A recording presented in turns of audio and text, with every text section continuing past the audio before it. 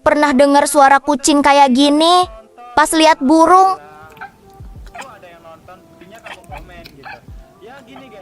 kucing bisa ngeluarin suara chattering, semacam klik-klik cepat dari mulutnya. Biasanya ini terjadi saat mereka lihat mangsa, kayak burung di luar jendela. Tapi, kenapa bisa begitu? Ada dua teori nih. Pertama, frustrasi, karena nggak bisa menangkap burungnya. Kedua, latihan gerakan menggigit cepat buat serangan. Suara ini juga bisa nunjukin insting predator mereka yang aktif banget. Jadi, bukan kerasukan ya.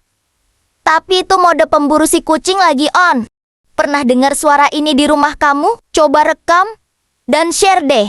Jangan lupa subscribe ya untuk video selanjutnya.